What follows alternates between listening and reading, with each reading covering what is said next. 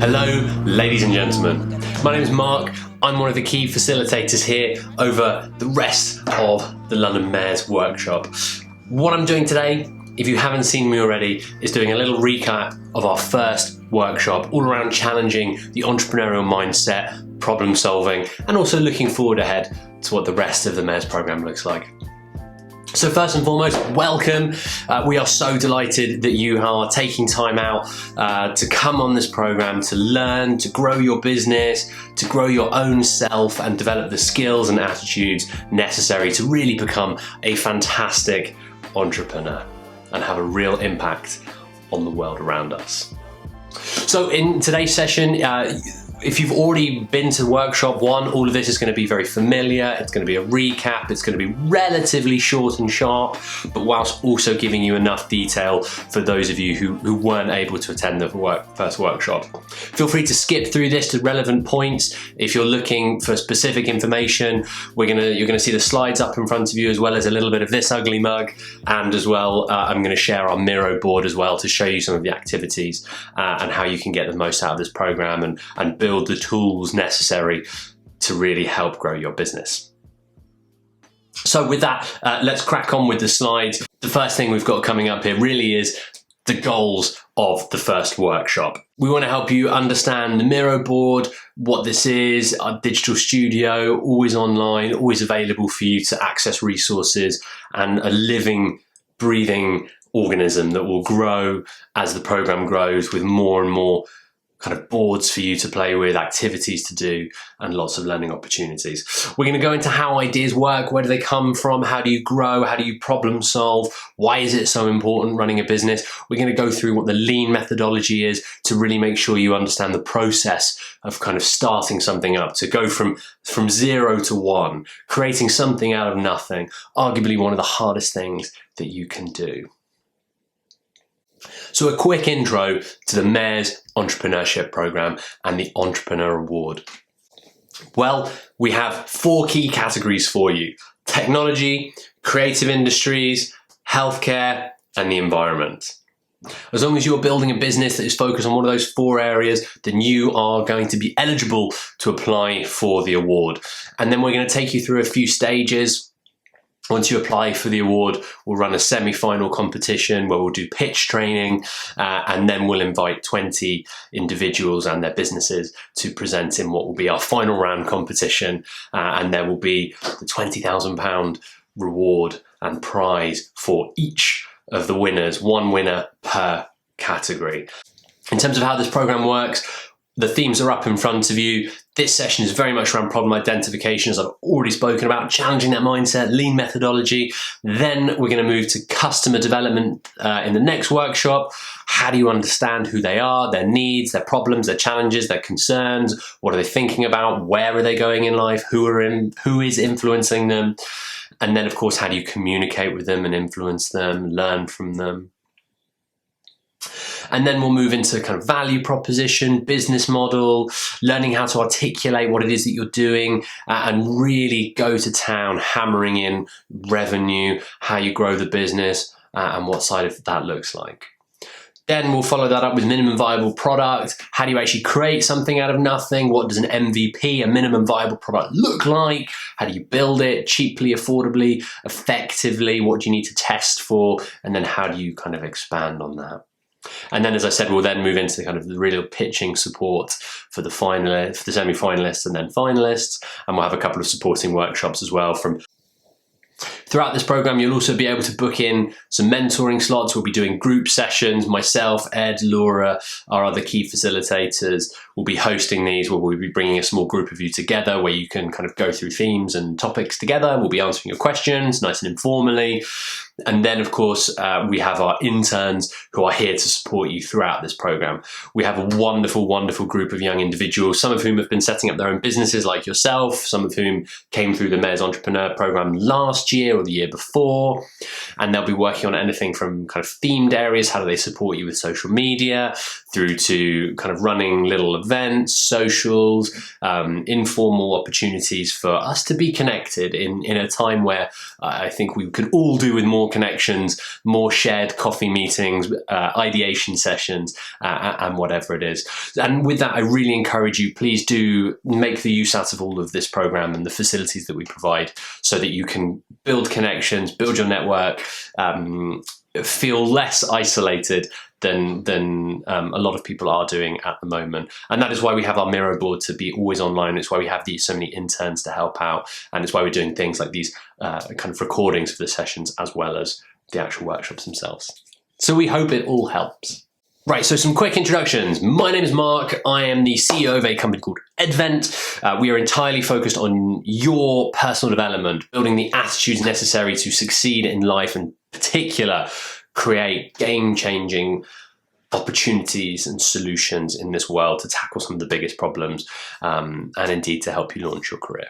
My background is I've now coached over 15,000 young people just like yourselves into kind of starting up a business or taking the next steps in life to build their careers. I've worked with over 100 organizations in various consulting capacities, and I've got kind of 7 startups that I'm now a part of or have been a part of, be it as a founder or having equity as an advisor.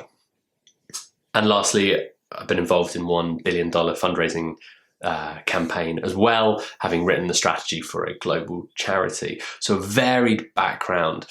And throughout the workshops, myself and the rest of the facilitators will share some of our key learnings and adventures, stories, trials, tribulations, failings, learnings, and successes as well. So please do come to the workshops for all that kind of super in-depth fun detail. Joining me throughout the sessions is my colleague Ed Halliday, CEO of Future Faculty and also COO of Firetech. He is a fantastic entrepreneur who has gone down the route of building an education business out in Colombia, leaving that to come back to the UK, was head of ventures here at King's College London, and has helped now grow 60 startups, having helped them raise £15 million in total, run 3 startups himself, and has now coached over 2,000 future entrepreneurs. And then joining Ed is my colleague Laura.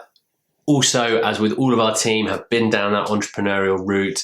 Laura is the CEO of a company called The Success State, and she is in the property game as well as being an entrepreneurial coach. She's coached over 1,000 founders, managed to now build 6 businesses, one of which manages 65 property units, and won the award for National Best Property Deal in 2017. Most recently, she's been able to build a passive income structure so that she can support building her family, having her first child, who's absolutely adorable, by the way. Hopefully you'll see her in one of the workshops, and is basically being able to live the career that she wants to live.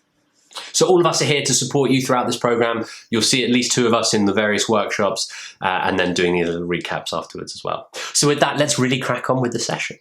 To begin with, we've got some challenging questions to open up your mind around what an entrepreneurial mindset looks like. I'm going to switch over now to the Miro board and go to town on what we went through in some of the sessions. So why are you here? At this point, if you're watching this session for the first time, take a moment, jot down on a piece of pen and paper, why are you here? What's brought you to this workshop or to this program? Right, so if you're watching in YouTube, check the Miro link below, click it, open up. You don't need to log in, just come in and see what we're looking at up here on the screen. So this is your digital studio. Here you will find all the information regarding all the sessions. You can see up here on the top, we have our slides. All you have to do here is click on them, and then you can see you've got a little button up here to click through the slides, or you can download them if you have that function availability. You might have to log in to be able to download them, but you can click through them, and we circulate all the slides. So as I zoom out here, you can see the rest of the team. You can have a look at them. You can see the various activities we've been doing in the first session. We've got some video links in here, workshop agenda, dates, all that kind of stuff. And then lots of other opportunities. We've got a mentoring, kind of social calendar, recordings of the sessions. All of this stuff is to be updated as well. So if there aren't links, if things aren't working, it just means we're still building them as we go through this workshop series. So first thing to do is let's click on why are you here? This is going to open up the first activity that we did. And as you can see, it's like a giant whiteboard for you to experiment on. When you want to draw on these things, all you need to do is kind of double click, and then on the left hand side you can see these sticky notes, boxes, text. If in doubt, just draw a sticky note and away you go. So the first question, as I said, was why are you here today? I'm gonna go through some of the answers from our workshop and see if this stuff relates with you. So to turn my idea into a reality, to learn, to build a business, positive difference. I don't want to be an employee working for companies forever. I'm still figuring out what my idea is, discover new methods, people, create my own business, create something innovative and helpful. There's a blank note there. You can delete those ones. To find ways to earn money, make difference, value. What's that one? Friend who's doing the internship. Great. So hopefully this stuff is resonating with you. Your peers are on the same page as you. So I encourage you to build a relationship with them. Moving on to the next question. What does success look like? If you're watching this for the first time, pause the video, just jot down a few things. What do you think success looks like? Being able to experience things, being happy, freedom, giving back to others, positive impact, sense of independency, freedom, helping customers solve problems, making the world a better place, people, better ideas, happiness, visionary, happier, solve problems, risk-taking, good mindset, some great stuff down here. I'll allow, you guys can explore this to your heart's content in your own time, so I don't want to dwell on it. What makes a great entrepreneur? The next question. Again, pause me and take a few notes. And then when you're back, what makes a great entrepreneur? Actions, resilience, guts, self-awareness, consistency, embracing failure, stubborn problem solving, taking initiative, listening, hardworking, honest, testing assumptions, creative, kind, don't make assumptions. Interesting, we've got assumptions and don't make assumptions. Clearly there's the point there, if you got to test and validate as much as possible. Determination to solve problems, looking at the environment, learning, fantastic. And again here, to finish this section off, we've got 3 questions. Again, pause me and jot down your own answers. Entrepreneurs are born, not made. Do you agree, disagree, why? Entrepreneurs require luck, yes, no. And entrepreneurs are the ultimate gambler. What do you think? Questions up on the screen if you need to refer back. Pause, jot down a few notes, and then let's go through them.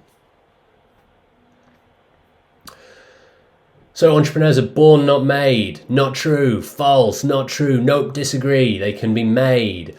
Definitely the clear prevailing thoughts here. It's about having a growth mindset. You can learn the skills and attitudes necessary to be a success in life. If you want some additional reading, Caroline Dweck is the thinker on this entire topic, and really is only about, the theories are only about 20 years old in terms of what we can really do and achieve by working, by practice. And that kind of 10,000 hours to anything to become a practice, to become an expert methodology. So what have we got down here? They need support. Hard work beats talent, takes training and practice. Brilliant, brilliant, brilliant stuff. And then in terms of luck, a little, no, maybe, yes, 50-50, not necessarily, helpful, make your own luck, trailing new stuff, probability works in your favor, the more you fail, the more you succeed. Excellent. Excellent. Taking advantage of market conditions. Great stuff. And then in terms of gamblers, how do they approach risk? Well, it's part of the status quo. Calculated risk. So it's kind of risk-taking, kind of not. Currency is hard work. You're gambling on yourself. Yeah, if you're gambling on yourself, how much of a risk is it? You know how hard you can work. The ultimate educated gamblers, playing with informed risk. Yeah, heavily disagree. It's all about mitigating risk. So maybe it's about very much entrepreneurs being the ultimate assessors of risk and risk takers. Very cool. So the reason we've done this is just to start getting you thinking, challenging your mindset, experimenting with Miro. If you're doing this for the first time, feel free to get a post-it note and draw some more notes on here. That's absolutely fine. This is your board to edit and play with. And if you're looking at this board wondering why you don't recognize it, it's because we have different versions for all the workshops, all of which we're trying to share in a means that is really easy to follow. So with that, we'll go back to the digital studio, just click on the little links, the logos, that will send you wherever we need to go, and we're back here. And with that, we're now going to swap over to the slides again. So moving back to the slides, next big question, what makes a great entrepreneur? Take a moment, jot down some ideas, and then we'll come back. Odds are everything you've written down is absolutely brilliant, and a lot of that will have come out from the previous kind of questions as well. But the one element that we really want to focus on is the problem. Every entrepreneur needs to solve a problem. If I had an hour to solve a problem, I would spend 55 minutes thinking about the problem and just 5 minutes thinking about the solution. This is the Albert Einstein methodology. If it works for him, then I think it's a good idea for all of us. The reason why this is so important is because ultimately your customers, your clients are paying to have you solve a problem for them in their life. Be it you have a new type of cushion for when you're sitting down at an office because it's solving back pain or discomfort, right? That's what I'm paying for. I'm paying for the benefit of feeling good and positive and happy, right? I'm not interested in going off and just buying a cushion. I'm buying the solution to the problem. Whether customers know that or not, it is the benefits that speak louder than anything else, and you don't have the benefits unless you are clearly solving a problem. So the more time you spend thinking about your problem, the better.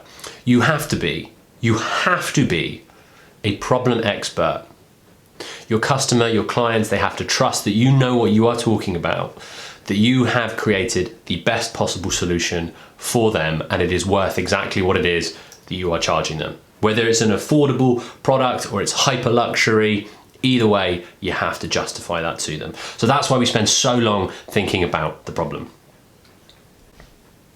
So what we'll do, we did in the session a divergent activity, and we're going to do it here as well as a little bit of a kind of a game and an opportunity to see how your brain works. So get your pen, your paper, and I'm going to ask you a question.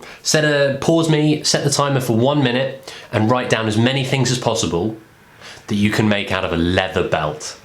Go. Cool. So now you've done that activity, tell me how many of you managed to write down? Honestly, first time round, we do this in a group of 6 people, and we'll normally get between 4 and 10 items. Now you might be thinking, is that good or is that not very good? Maybe I've got 6 and I'm just on my own. Whatever you've done is a good start. What we're looking for here in divergent thinking is quantity, because you need to understand quantity before you can analyze and get to quality. If you sat there doing this activity thinking, I wonder if this is the right answer for Mark, or I wonder if this is a practical answer, or this, that, or the other. If you're analyzing it, then you're doing that too early. When you're doing problem solving for your business, I want to see every single problem that is possibly related into this to your customer. So you can see that really big picture before you zoom in on detail and understand what it is that you're going to create for them. Divergent thinking is an activity that kids are really good at. Do you know why? Because they are uninhibited by the fear of failure and being assessed by others and being told, oh, well, you couldn't possibly make a tourniquet out of a leather belt because it wouldn't be strong enough to hold it, or you can't wrap it around properly, right? For those of you who just wrote down tourniquet, great job, and moved on to the next one, excellent. People who are not good at divergent thinking are CEOs, C-suite leadership of organizations, because there is so much fear of failure and so much pressure on them that you get less practice doing this. You become so concerned about sharing what you need to say You worry about making mistakes. So at this stage, you want to do this early and you want to do this regularly. Whenever you face any problem in your business, get into divergent thinking mode, come up with as many potential solutions or as much analysis as you possibly can, do as many just ideas and things that then later you analyze to make sure you haven't missed anything and you figure out which are most appropriate at this point.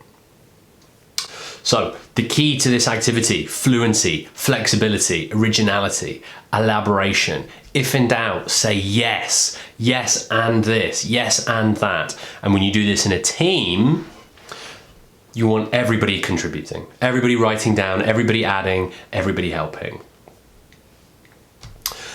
So let's try it again. Let's see how good you can get at this activity. Think about speed, that fluency, quantity of ideas. Go, go, go, go, go, go, go, go, go. Set that minute timer again, 60 seconds. Get your pen and paper ready. Pause me once I've asked the question. The question is, what can you fit inside a matchbox? Go. Welcome back. I'm intrigued to know how many you got. Feel free to put them in comments below. When we do this in groups, we find that every single time the group will beat their previous number. They will normally beat the highest previous number on the last round. And furthermore, we regularly see groups of 5 people surpass 30 or 40 ideas in just 60 seconds. When doing this activity on my own, because I practice this stuff so much, I will regularly hit 20 ideas on my own for any topic like this, because you just go, go, go, go, go. And then later on you analyze, right? That will be when you think, well, I said I could put my phone in a matchbox, but actually that's maybe a bit silly. Phones are quite big these days. And that's fine, because you accept when you're applying this in a business mindset that you are going to make mistakes and that you're going to analyze some of your ideas and they're not going to work out. They're too expensive. They're way too impractical. The technology doesn't remotely exist yet. But it helps frame your thinking for the things you will do over the next year, 5 years, 10 years. And it allows, or it grants you certainty in what it is that you are doing, because you know that the other angles of attack don't yet work. And this is how you become a real problem expert and ultimately an expert in your area. So that's divergent thinking. That analysis element is then the convergent thinking. Bringing it all down together, condensing it into practical next steps, converging on one central idea, and that is that opposite move of divergent. So whenever you're doing this, always think, what do I need to do to solve this problem? Am I going broad, am I going wide, or am I taking on ideas and going narrow and focusing? With that in the slide deck, we've got a couple of examples of problem kind of statements. So applying this to your business, you want to create really clear and solid kind of one-liners that are punchy, short, sharp, and describe the challenge that you are solving so that your customer, so that investors can understand what it is you are doing. They are needs, not want. As soon as you say, people want to buy my nice cushion, or people want support, people want comfy offices, that's not a problem. That is a desire, and that is you assuming what the customer wants. Maybe you validated it by speaking to them, but it's still only gonna be 1 person, 10 person, whatever. You've got to address the need. The need is 60% of people working from home have, chronic back problem. Brilliant, right? That's a really clear, sharp, punchy problem statement.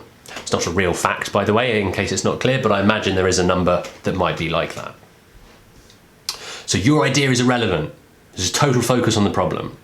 Some other examples, some of the ones that we use in our business, it costs £7,500 to recruit a graduate student just like yourself, and yet only 50% of recruiters are satisfied with the quality of their graduates. Clearly a problem here. It's complicated, it's expensive and labour intensive to create accurate emissions data for corporate travel. This is for my emissions reducing travel business. This is one that we use over and over again.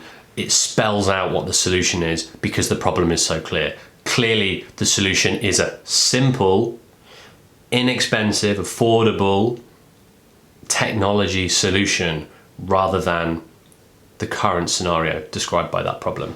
The last one, a very good friend of mine's business, Editing videos is expensive, and yet 80% of business owners rely on short, engaging videos to drive sales, right? So there's massive market demand, but it's super expensive. What's the affordable solution? That's exactly what they've built, and on zero investment and scaling it to high heaven. And as a shout out to them, because they're good friends, they're called Veed, Veed.io, and you should check them out if you're looking to do video editing. They haven't even paid me for this promotion. So those are our problem statements. Heading back over to Miro, let's have a problem activity. So down here, you will see what problems are you solving for your customer. And I missed it on the zoom out. Or zoom in. So we have these lined up for the different workshops. Realistically, you can click on absolutely any of these and they will open up our worksheet. All of our boards will have enough activities for everyone that comes through the workshops. So just find one that's blank like this. Let's double tap on it and put your name in here, Jane Doe, and then there's your board for editing. So what are we doing on this activity? Well, here's our example.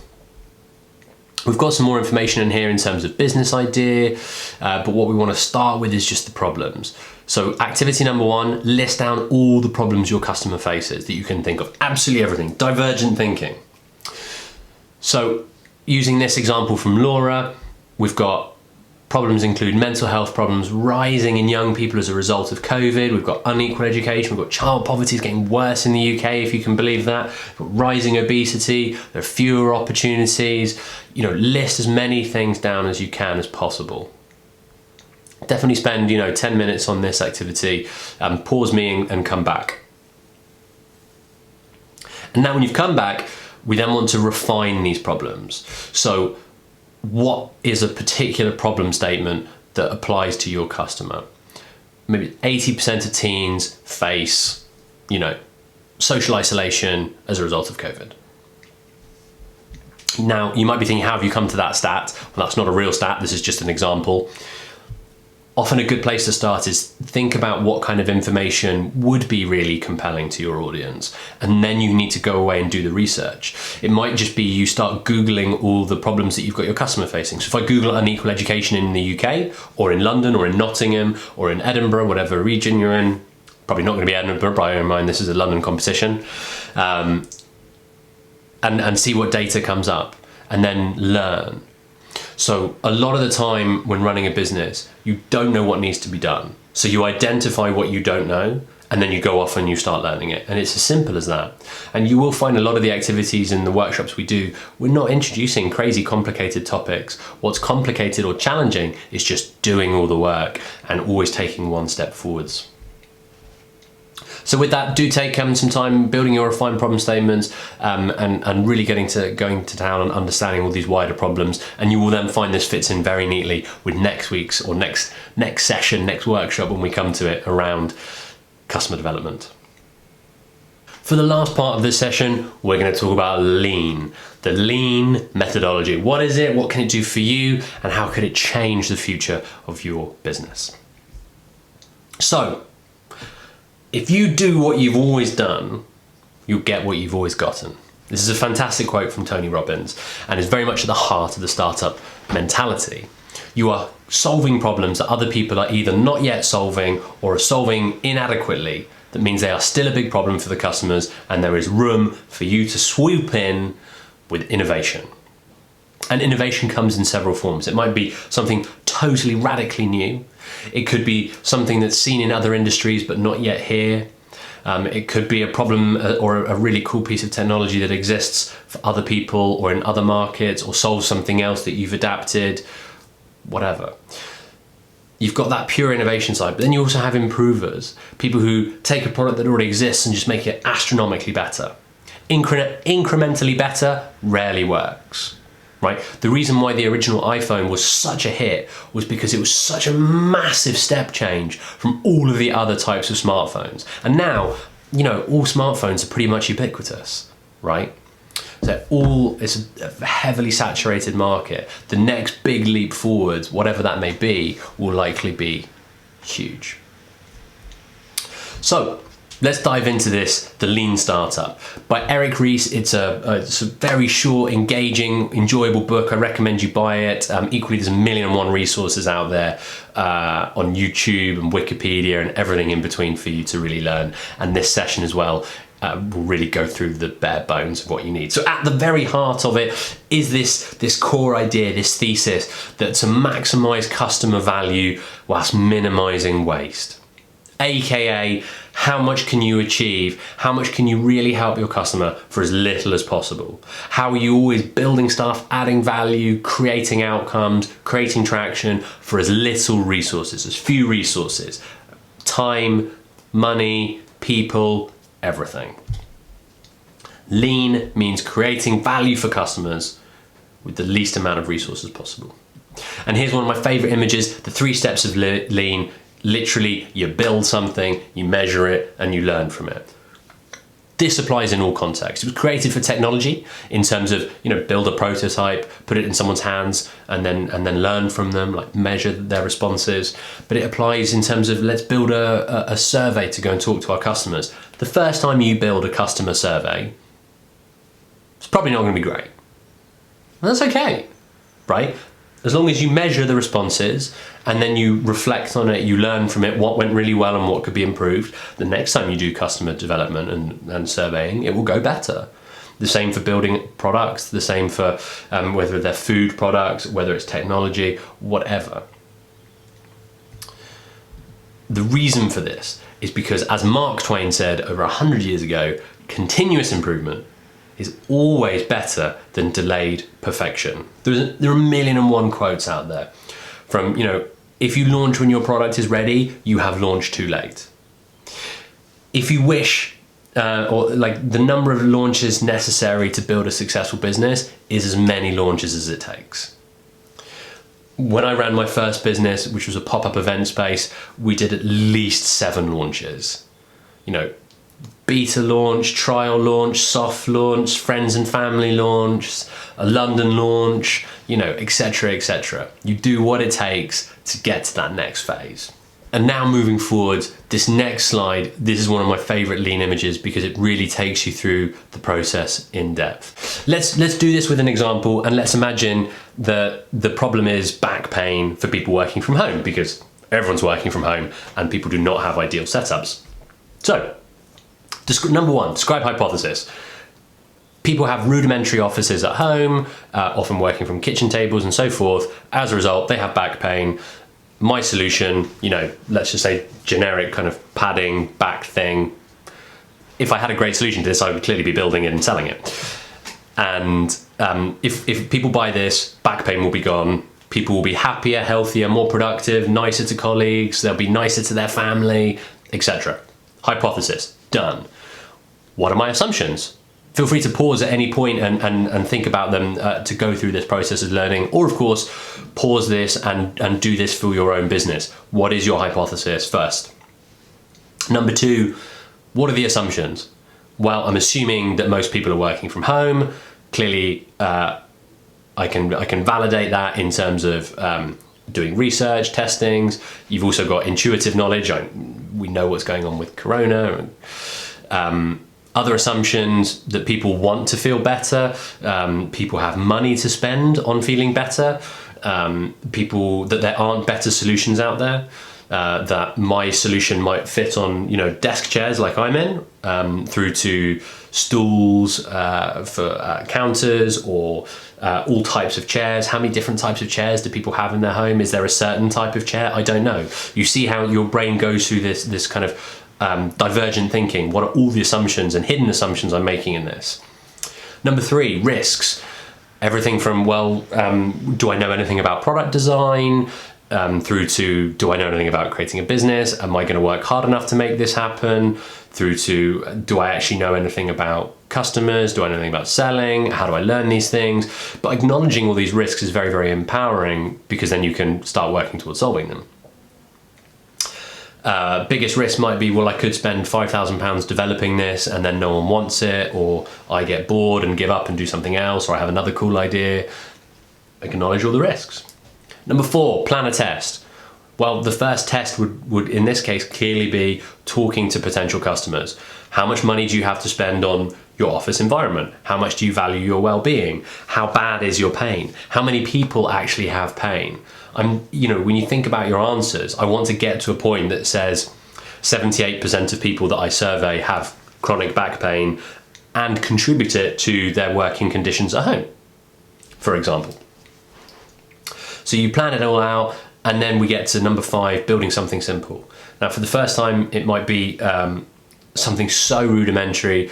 It might be designed in your university. It might be, in the case of Google Glass, if anyone knows the story, the chap who invented Google Glass literally took his own glasses, started plugging it into bits and bobs, and you will be blown away to find out that he built the MVP for Google Glass in not months, not weeks, in 40 minutes. That's how long it took him to have something to show people where they could go, oh yeah, I get how that would work. That's really cool. So you've got to think laterally and in all directions to figure out what it is you might be able to do. Then number 6, you start really testing. You're testing every single assumption that you've made. You go back over your assumptions and literally just tick them all off. And then of course we get to analyzing and rethinking. What have you actually learned from this? What does this data mean? What could you do? What do you think you should do? What should you avoid?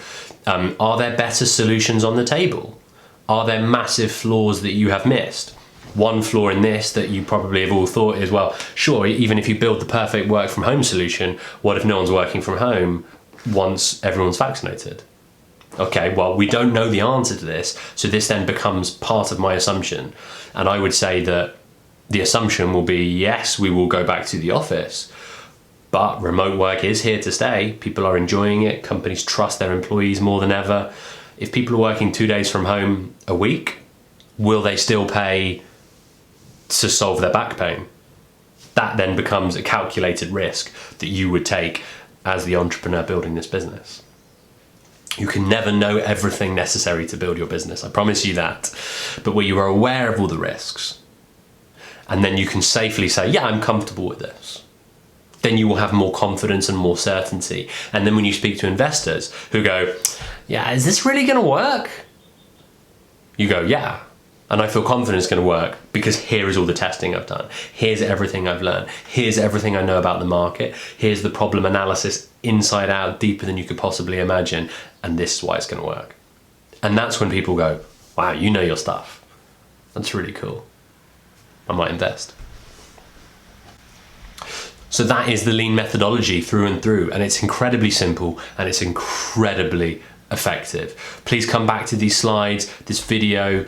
I do this on every single product launch ever. I do this looking at my entire business. How do I grow as lean as possible? And from a personal perspective, when Corona hit back in March, so many businesses have struggled as a result of the unprecedented situation which we've all found ourselves in. As a result of running all my companies incredibly lean, we had no wastage or fat that needed trimming. We haven't had to lay people off because we had excessive departments. Everything was done so lean that we've been able to continue in that kind of regard, for which I'm very grateful for. And I wouldn't have been able to survive the last year if I didn't have a portfolio career with lots of different projects at different levels, some of which we've been able to grow from very small to bigger, and some which have shrunk massively but have been able to retain their kind of core talent and our mission and achievements. So with that, we then move into the other side of lean, which is fear, right? And failure. Is failure fatal? Well, as you saw from the mirror boards earlier, definitely not. You've all heard the quotes 1,000,001 times, right? It's not how many times you get knocked down, it's how many times you get up. And that applies in entrepreneurship, arguably more than anywhere else in the kind of the business world. Next quote, right, is if you want to increase your success rate, double your failure rate, from Thomas Watson. You've got Thomas Edison, who said, I simply found 99 ways not to invent electricity. to power the light bulb, right? You know, you have to go down so many paths of investigation before you hit the right one. It's very rare that people just do stuff and it becomes an overnight success. It often looks like an overnight success, but that's because you don't see all the working out in the background, right? Lots of people forget about Face Smash before Facebook. Go watch Social Network and have fun with that if you wish. And then there are also some examples in the document to wrap up in terms of examples of corporates now embracing the lean methodology. That's how powerful it is. Like, how do they go really, really into failure and embracing it? We've got Microsoft here. The best leaders learn to fail early on. You know, we give them a $20,000 project so they can learn and work their way up, rather than, hey, yeah, have 20 million to launch a new product. You know, Google have their infamous failure nights. They're called something else, a little bit rude. Lots of companies do that, and they celebrate failure, but the condition is only if you explain and acknowledge what actually went wrong. Like, and there have been some really famous ones, like where Google Plus, the team behind that came up and went, we knew exactly what we needed to do and the rules that we abide by in Google, and we ignored so many of them. You know, we did X and we did Y because we genuinely believed it would do this, even though all the evidence said otherwise. You know, and it's remarkable and it's very empowering. And then there's a couple more examples on there for you to read through as well. And with that really kind of brings us to the end of our first session. If you look back on the Miro board, we've got a lovely video on failures. You'll see Michael Jordan in there, Lionel Messi, Walt Disney, a ton of really awesome people, again, demonstrating that power of failure and how you bounce back from it. And if you want something fun to watch, if you haven't seen the Michael Jordan documentary on Netflix, that attitude for winning and growth and how you deal with failure, I think is a very enjoyable watch and a nice distraction from when you're working really, really hard on your business and at university and all the other projects that I'm sure you have going on. So with that, I'd like to conclude with some next steps. You know, Miro is here, it's always on, please utilize it, pop questions on here. You know, we'll go through these and review your problem statements and put in some of our own thoughts where we see them. You know, engage with the interns, join us for all the little events we're going to have coming up. We'll be doing some group sessions shortly with myself, Ed and Laura, where you can come in and we'll kind of ideate. We'll go through key themes, topics, challenges that you're facing, super informally, right? And then please make sure you register for our next workshop on customer development. The dates are on the board and will be circulated in all the emails from Kat and the team. And with that, it really has been my pleasure to talk to you today. I hope the session is useful. If you've already come to the workshop and this is doubling down, if you weren't able to come, don't worry. Again, I hope this has been helpful. If you have any questions, please reach out. You can add us on LinkedIn or talk to us through Miro. You know, we are here to support you over the next few months and hopefully see you all the way through to the final round of the competition. And if not, please remember everything you learn on this is part of your individual entrepreneurial journey and will help shape you for many, many years to come, I very much hope. You guys set the bar. Like, how hard are you going to work? What are you going to create? How far do you want to take this? We're just here to support you and help you go on that journey. So with that, it's been a real pleasure. Thank you very much. And I will see you in the customer development session. Take care.